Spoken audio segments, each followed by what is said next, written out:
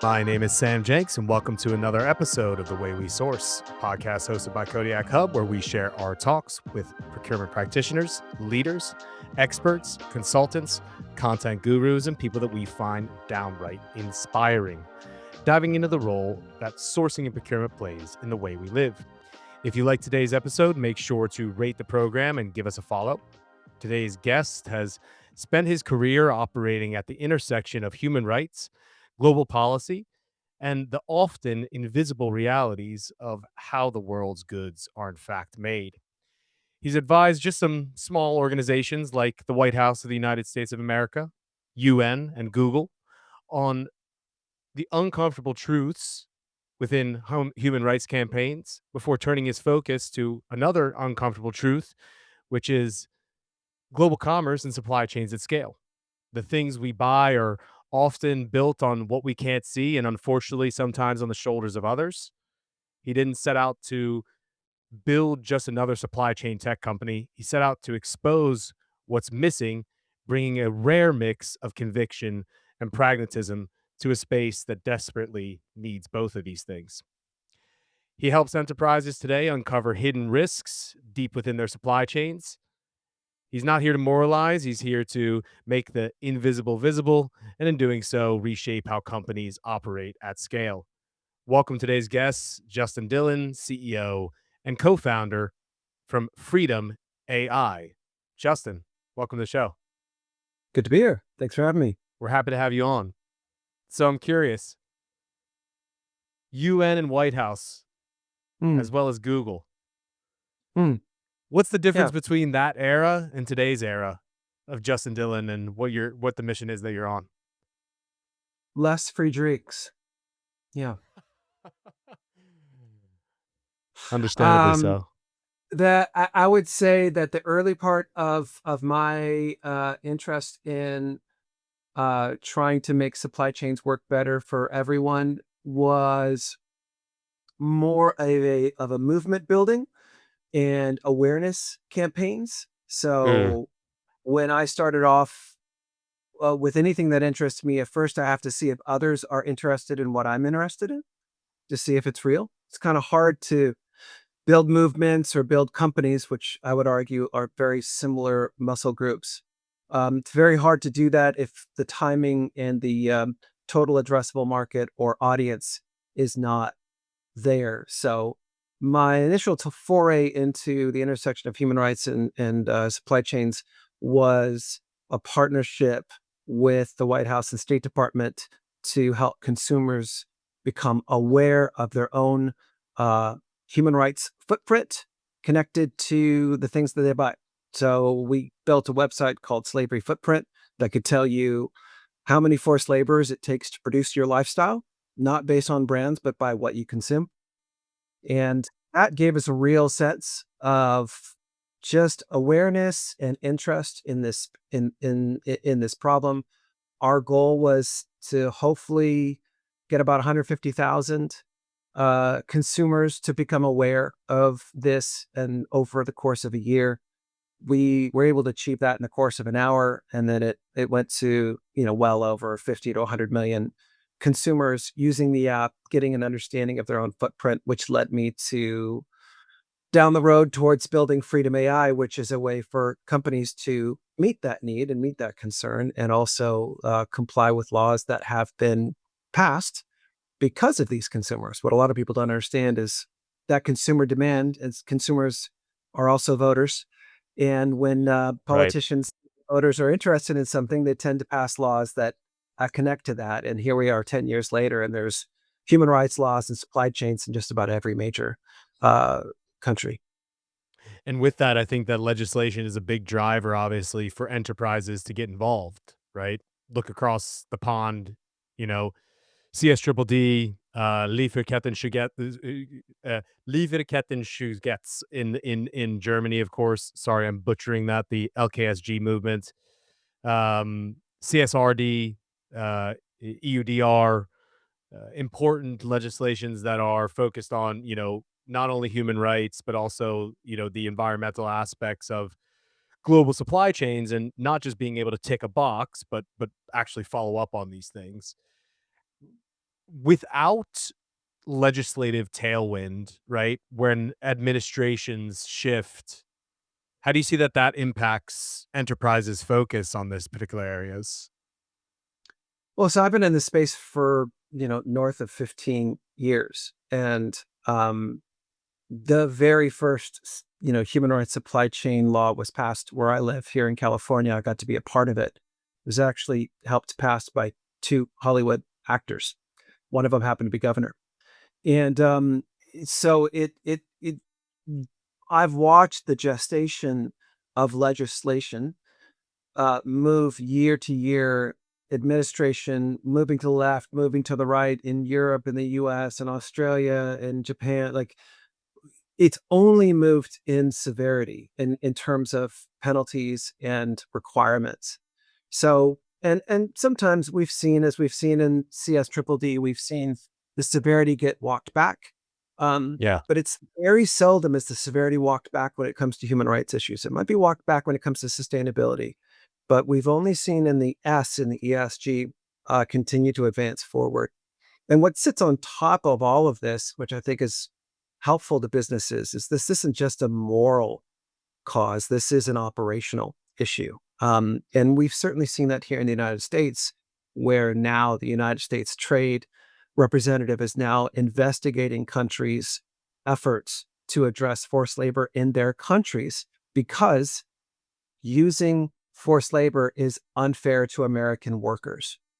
So that wasn't on my bingo card 15 years ago when started working on this. But when you start seeing these things come into play, where we're moving away from a moral case into a trade, even America first case or a Europe first case, you start to see how these things start to play together, and they're much bigger than just the morality of it all, which should be enough. Yeah, sure, and it should, and that was actually that follows up to another question that I have because I think what you're talking about is an important perspective.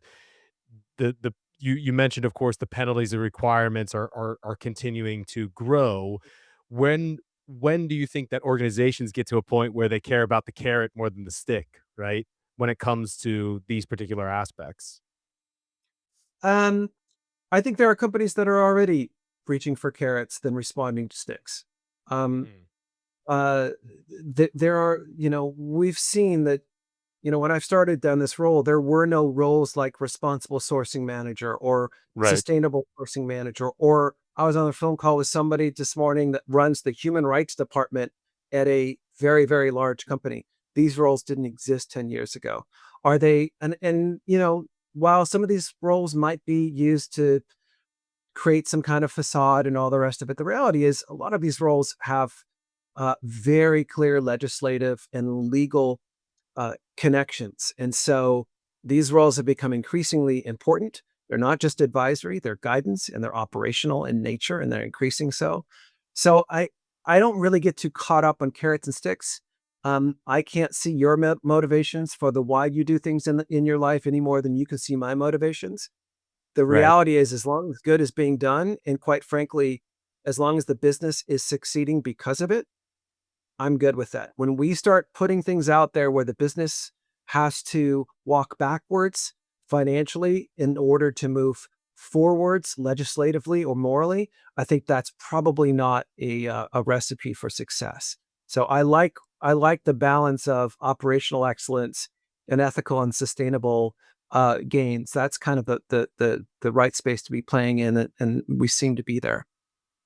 Which is also, I think, important to the piece of sustainable procurement and or responsible sourcing, right? That it's embedded in the workflow rather than sitting as its own silo as a policing or kind of oversight type of function. Because if it's not embedded, as you said, in the operations, then it's not going to be able to make the impact that Correct. is possible. Correct. It's just eye candy. And look, we did that already with Yeah. the greenwashing and the virtue signaling of years ago, when people would just stand up these programs that really didn't impact operations at all. We're past that. We don't live in that world anymore. We've had our own political footballs around DEI and all the rest of it. A lot of we're now into a much more structural, operational It's the new buzzwords are supply chain resilience. Okay, what does that mean? It just means that the supply chain works in line with the financial and values goals that the company has. That's it. And they're not dilutive, and they're not zero sum games. You can you can protect your company from geopolitical risks with the same actions as you protect your company from ethical risks. Interesting insight. So, when you look at the supply chains of the businesses that you're working with, and maybe not your customer base, but maybe those businesses that are coming to Freedom AI and saying, "Hey, we potentially have a problem." What are the things that you see that companies are on top of and they know, and where are the gaps still within the space of, for example, more responsible and ethical supply chain and risk management? Yeah, so no one comes to us with a moral problem ever. We're not here to fix people's moral. Go to your priest or whatever. Like you go somewhere else with that. You don't come to us with Right. that, right? They Yeah, yeah, come yeah. to us. People plan it in profitability, but let's focus on the profitability, right? Yeah. Yeah, I mean, it's just like, let's be real. Like, no one's going to pay big, or SaaS subscriptions for a moral problem. They have Right. a legal or legislative problem, or they have a Mhm. commercial problem. So when Mm. we first started the company, it was very much legislative, regulatory. Hey, we need to fill out this report every year for the Canadian government or whatever it was, and Frida helps them do that. Now, increasingly, the the demand gen or the demand for products like ours are companies whose customers, so think B2B commerce, right? Think of like a large automotive or an OEM automotive company that's gigantic and doing 10 billion a year is now being required from their buyers to have supply chain visibility around multiple different types of challenges, ethics, geopolitical, sustainable. Their buyers are requiring them. Why are their buyers requiring them? Because their buyers and Yeah. legislators and regulators are requiring them. So they're kind of pushing the work, up the supply chain.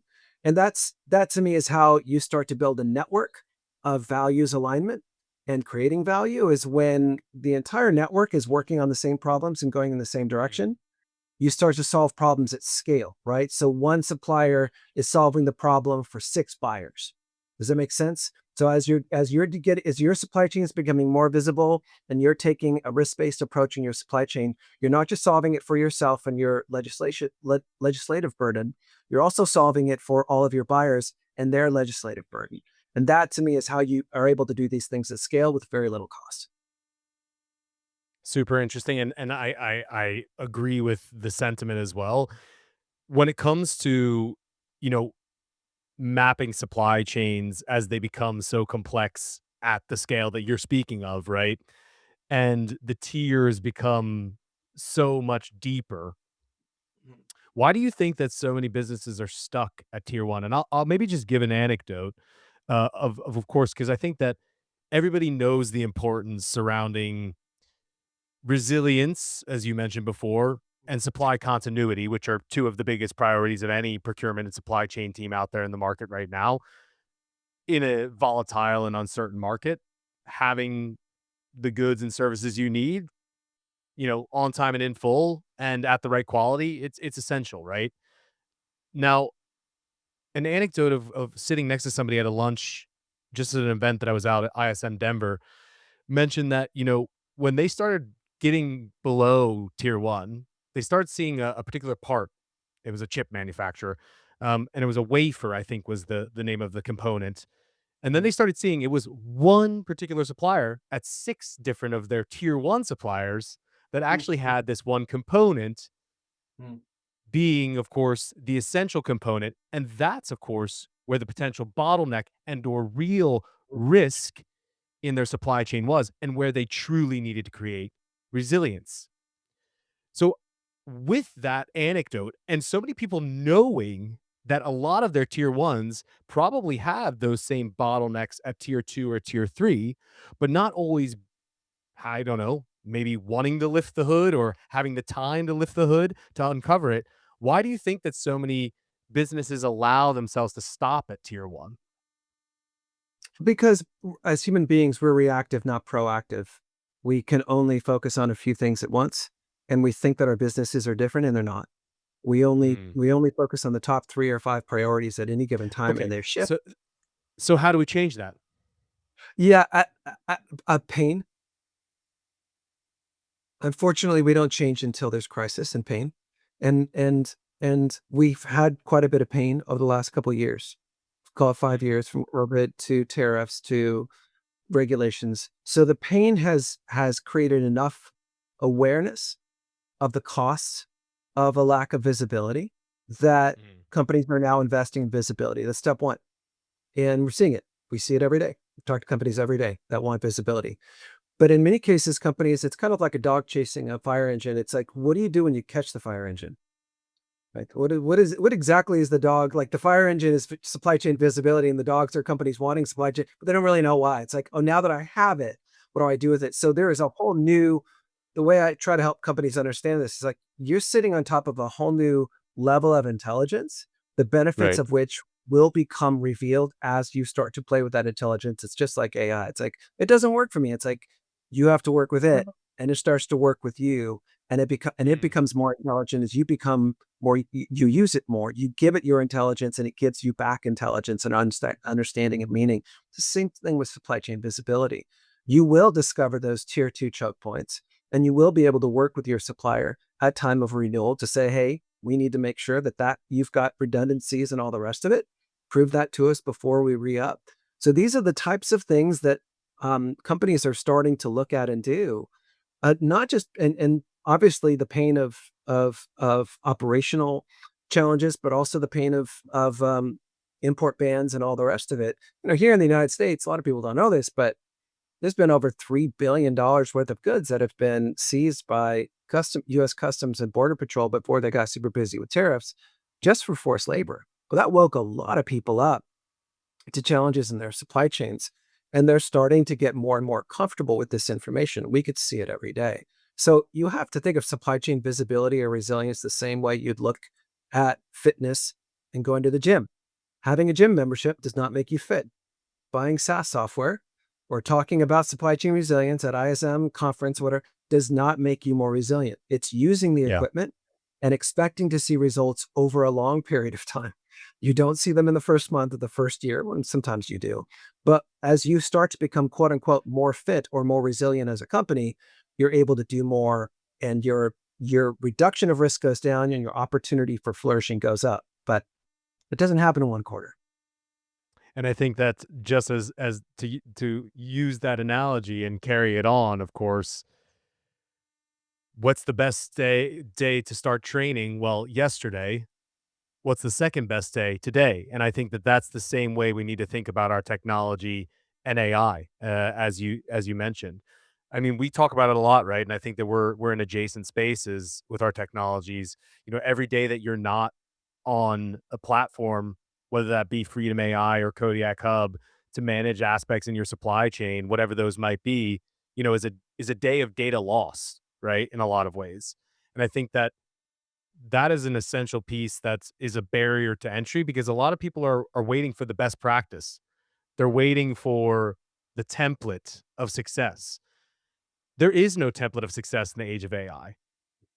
I'm Mm. curious to your thought on that particular piece because I was speaking with a future guest this morning who is advisor to CPOs of global businesses across EMEA, and he said that somebody raised his hand at a round table and said, well, what are the best practices? And I think that we're in an era where there is none, right? What are your thoughts there when you're advising businesses how to start their journey by utilizing Freedom AI and your technology, but just AI technology in general? Well, I have lots of thoughts on this. So I hope they come out as coherent. Um, First of all, I think we have to be cognizant of the fact that the just the numbing of the noise around AI is not helpful. It is creating a FOMO, Yeah. and maybe even an anxiety for individuals and businesses that they're not doing enough. And Mm. um, I think that is intentional Mm. to create ridiculous valuations for companies that have yet to truly, truly deliver the level of value that they have purported to do. And we still are in a wait and see, should be coming at some point, and that's coming from a CEO of an AI company. I think that, and as a CEO that added two vowels to his name when he didn't have two vowels for FRDM, and then we added AI. Why did we do that? Because everyone else was. What's the reason for that? Because we want to make sure that everyone knows that we truly are and have been using this, and it is speeding up a process. But it's just making things work incrementally better and faster than they would have otherwise. And we need to be intellectually honest. And I think really the only way to reduce the anxiety around AI is intellectual honesty. And that's in short supply when we're building companies based on hype. And so I Wow. would tell, I'm speaking at an AI conference in a couple weeks, supply chains. It's like, you're overhyped. And if I could do anything to help you, I just want people to just lower the hype and remember that creating a great product that is solving a real problem is all that business is about. It's not about hyping your way into some type of opportunity. And I think we've lost the plot on that, especially in the AI space. So I think I'm not a downer on it. I'm absolutely a proponent, and my mind is blown what we could do. I wish I was starting this company today. I would do it so different because I'm like that Yeah. jazzed about what we can do. That being said, my job isn't to be jazzed and hyped. My job is to serve my customers every day and solve problems that they not only have, but problems that they will have. That's the privilege of being a solution provider, is you are truly thinking about their problems. So the way that I would think about all of this is internalize all of this and go, how can how can Kodiak, how can Freedom AI serve their customers more with the technology we have, not hyper customers into a sense of FOMO and we trick them into more sales. Because I just think it's not gonna end well. Well spoken. The aspect of intellectual honesty, I think you could probably take that clip and replay it for a lot of people so that they can sleep a little bit better at night, or print it up on t-shirts and sell it. Honestly, it was that's a it's a true statement. You took a journey into the space of procurement and supply chain that was via another area. You didn't start your career in procurement, correct, by saying so, or supply chain? So what was your way in, if you don't mind me asking? Oh, I mean, I'm not even sure I'm in right now. I'm still an imposter. And I Yeah. mean, I don't, is there a card you get? Do you get like a special drink ticket? Like, I'm not sure what procurement is. I'm pretty sure you start using a lot of acronyms that people don't There you understand. go. There you That's go. one of the starting points, at least. Okay. Well, I basically built our company around an acronym. So yeah, okay, that makes sense. Well, glad to be here. Glad to be a part of the team. No, look, procurement. Um, I first of all, I don't have a career. I just have things I've worked on. There was no, I started off in the music industry and was a professional musician for a big part of my life. Um, Mm. and so I got to tour and do record deals and all that kind of stuff. But the real dream was procurement. No, I'm just kidding. The Oh, that was I good. had to like I had to Yeah, that was trudge good. my way through getting applause to getting to speaking at supply chain conferences. Yeah, Yeah, that was yeah. the journey. No, but I mean, if I was like break up, my working life, it would have been I was an artist, I was an activist, and I was an entrepreneur.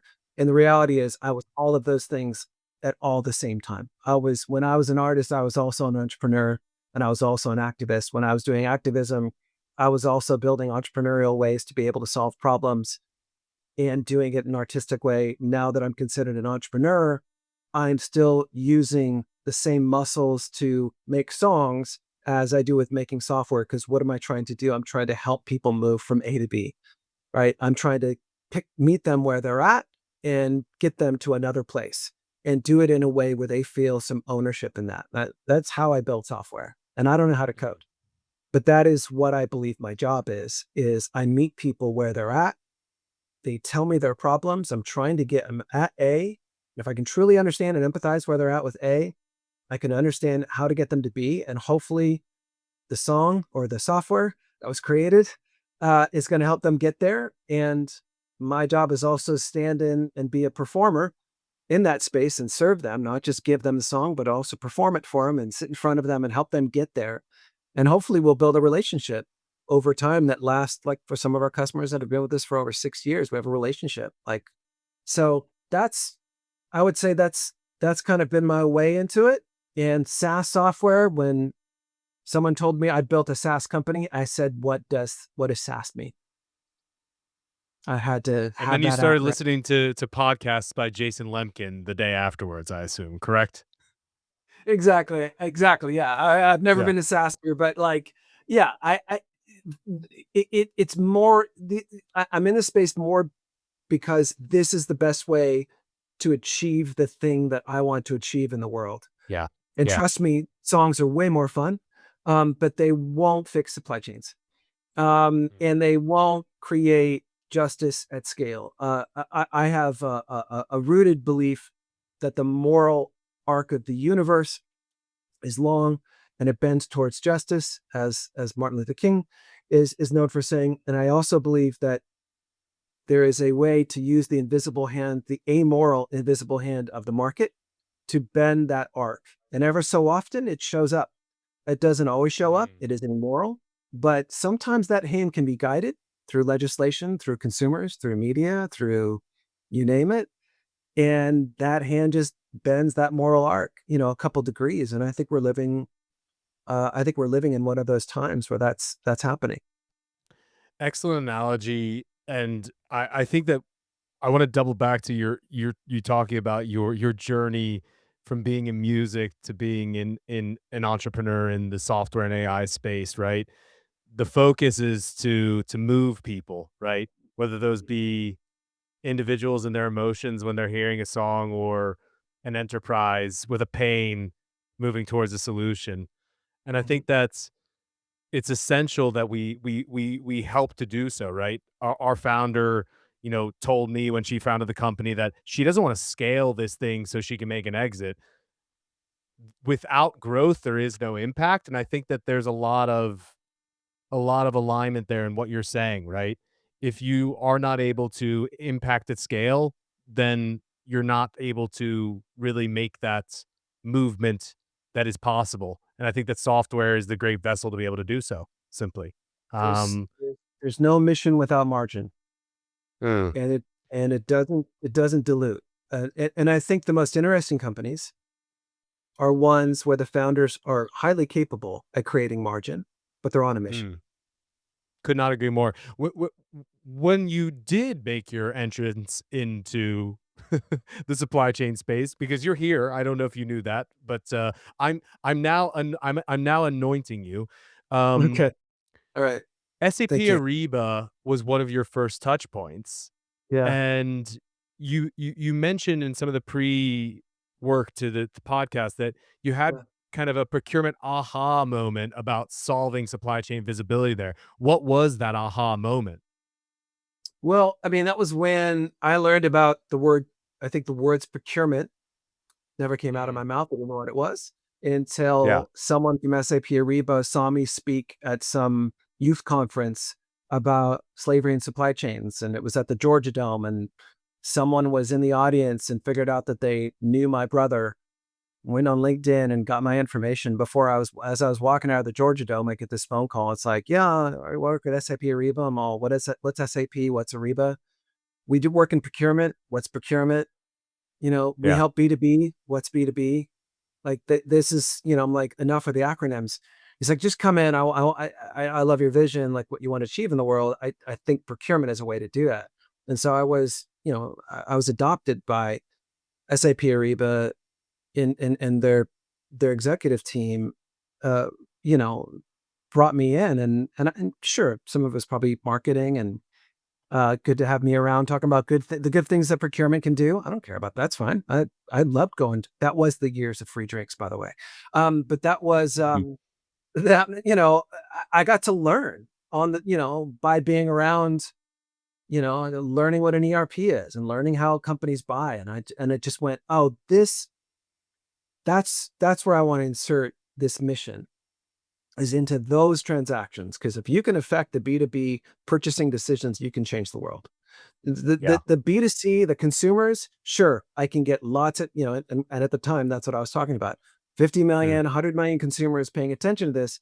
But unless you get the B2B working in line with what the consumers want, consumers are just, they're quite fickle. And while they have their values, their number one value is, does it make me look good and does it cost as little as possible, right? That's never going away. And so how do you fix the supply chain such that all of those values can meet from the B2B and the B2C?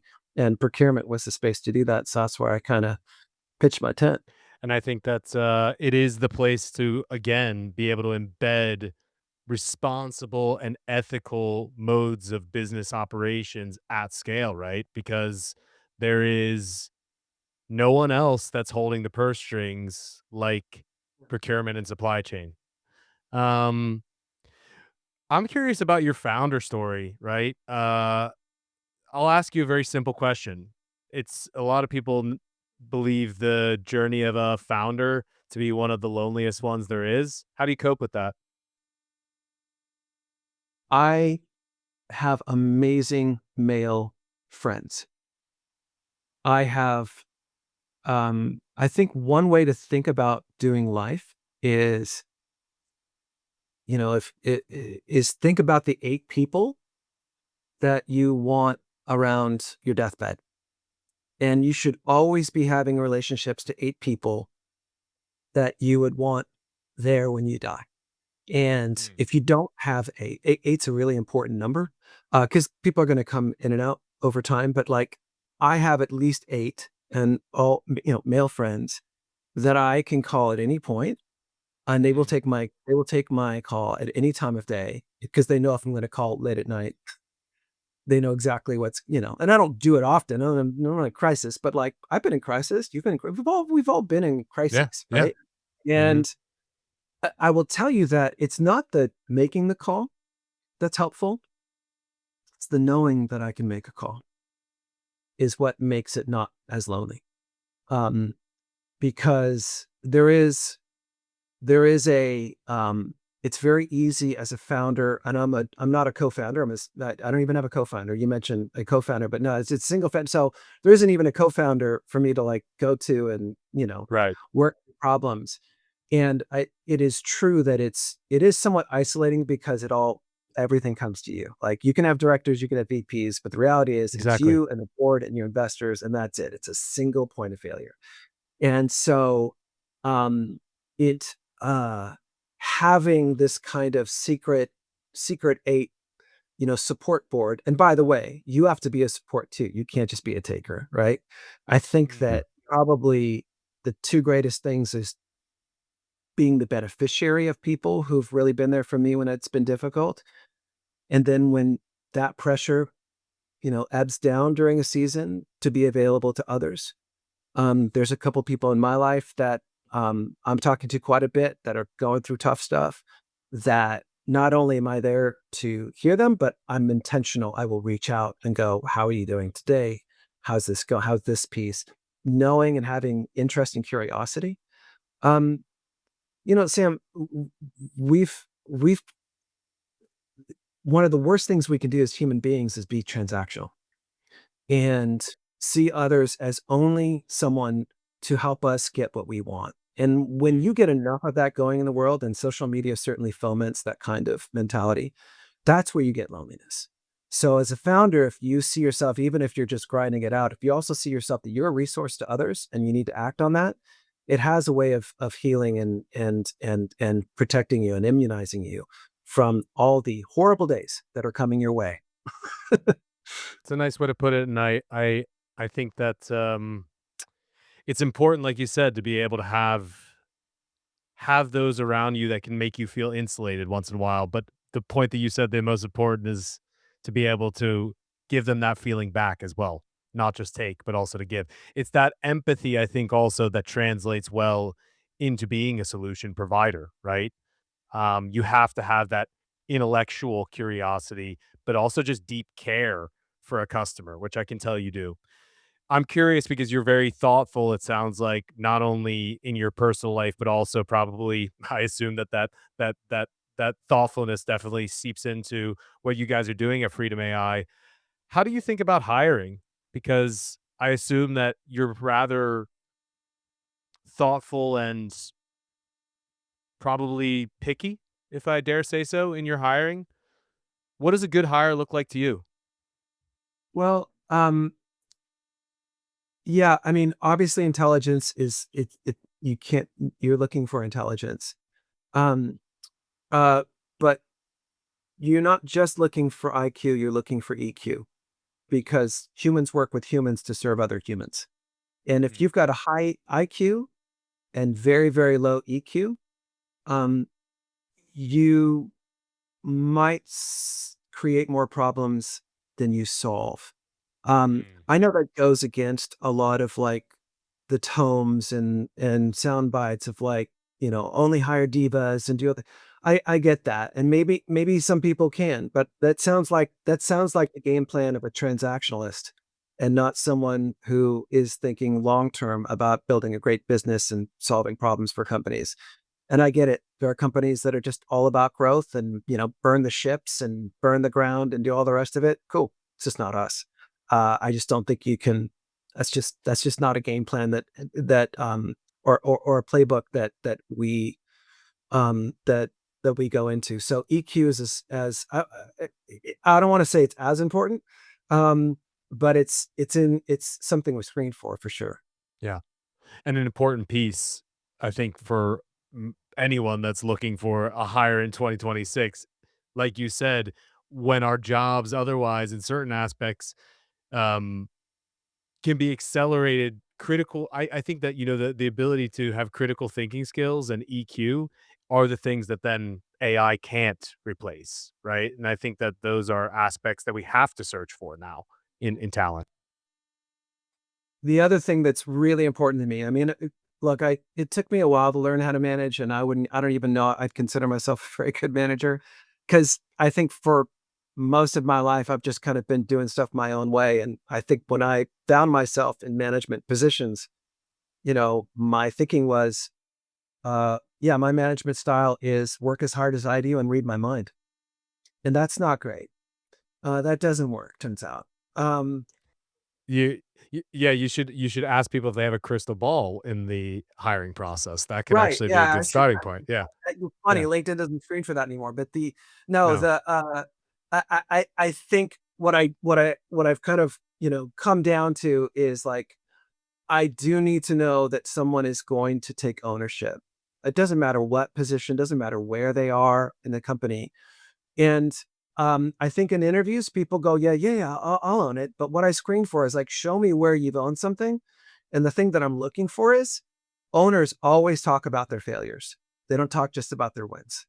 So Mm. when you're interviewing someone, if they don't bring up somehow, this is how I had this responsibility, but I failed here, but this is what I did.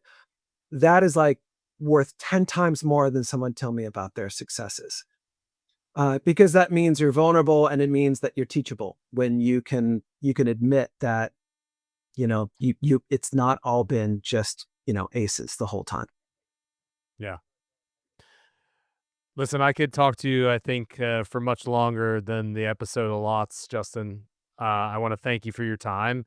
Um, with all of our guests, we love to be able to do a quick fire round, and we're going to get to that. But before I do, I have one last question.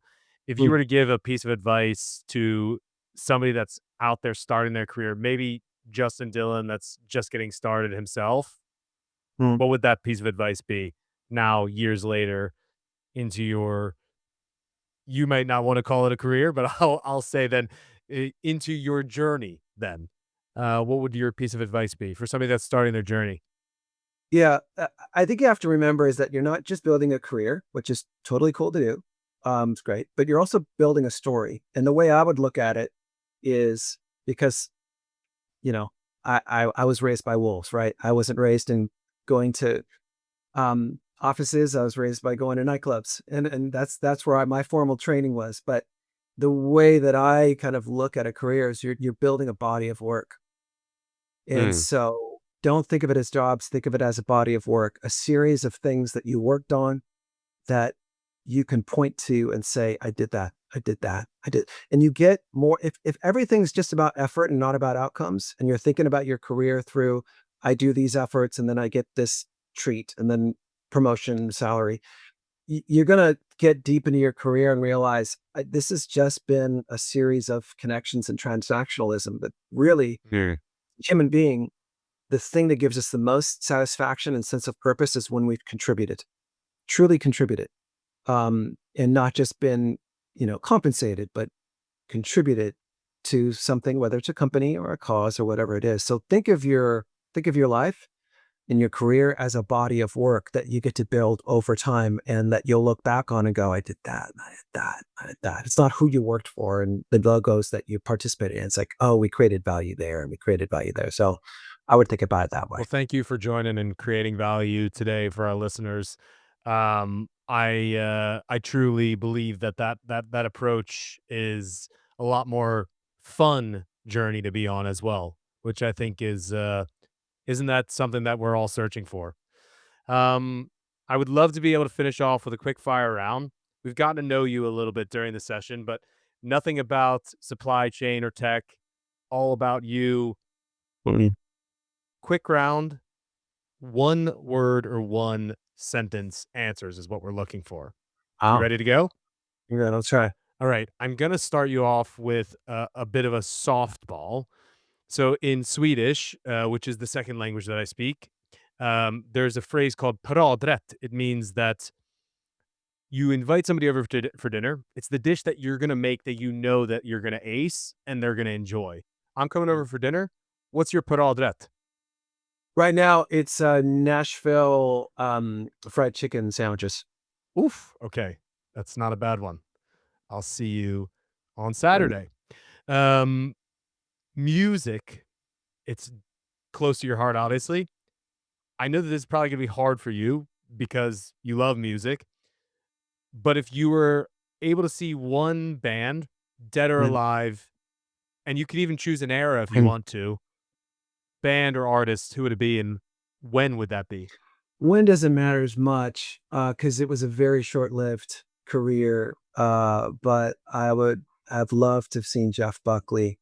Um, he really didn't play too many big shows. It's fun. My son is a teenager, and my son has discovered Jeff Buckley, which is just despite my many times of trying to blame him, Jeff Buckley, he discovered it through TikTok. So No, he found it himself, right? yeah, right, and that's That's fine. However it yeah. gets done. But I would say Jeff Buckley is an artist. It's who the artist.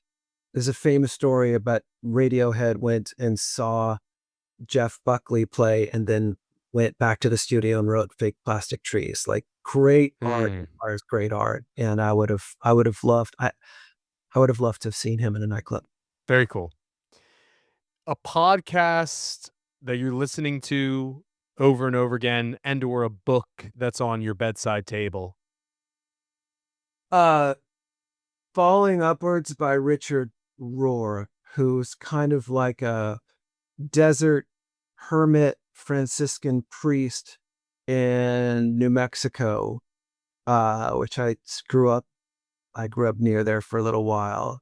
He has a way of seeing me without ever meeting me and just ripping my Mm. heart in two and teaching me that I have a lot of growing up to do.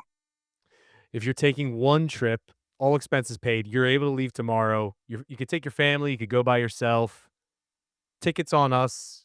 Where are Hmm. you heading? Uh, Oman, Any particular reason why? undiscovered land. Who's been there? It's just it's just like yeah, and Yeah. I have no reference points. It's not like oh, Hmm. this is kind of like or this was I've got no reference points, and I'd like to go to if I go to New Zealand, I've been to Australia. It's gonna so like, but Oman, I got nothing. All That surprises. actually that would be a fresh and a new experience, right? Which I think is interesting because it's so hard to have that today. That actually wakes a question, which is a very difficult one to end on. When's the last time that you've had a quote unquote new experience? Oh man. Well, I'm gonna go back to Jeff Buckley. My son and I were on a driving trip, and I went back to him and said, "Can we try Jeff Buckley again?" He's like, and I played him a song, the one I thought he'd like, and he's like, I don't really like that." I'm like, "Well, let me play you this other one called Lover, You Should Have Come Over."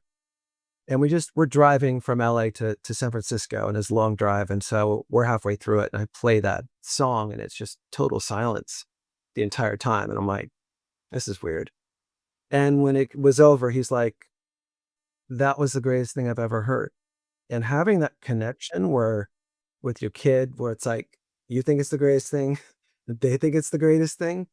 I wouldn't say it's a new thing, but for something that is as meaningful to me as music, my son really doesn't know me as a musician, or was a musician, so having that connection, was certainly a new experience. Very cool. No, to him, you're just dad and you're not very cool at all, unfortunately, Justin. But I think I'm in procurement. yeah, but listen, you're in procurement to him. I think you're pretty cool. And I think Thank you, I'll take him. procurement and supply chain is pretty cool as well. I do too. Um, He'll learn one day. I'll take him to an SAP conference. He'll understand. that's right. That's right. He'll learn how to read a balance sheet. If people want to get in touch with you, learn more about yourself, or the business at Freedom AI, what's the best way to do so? Yeah, freedom.ai, and, I'm pretty self-disclosing on LinkedIn. Awesome. Thank you for taking the time to be on with us. Thanks, Sam.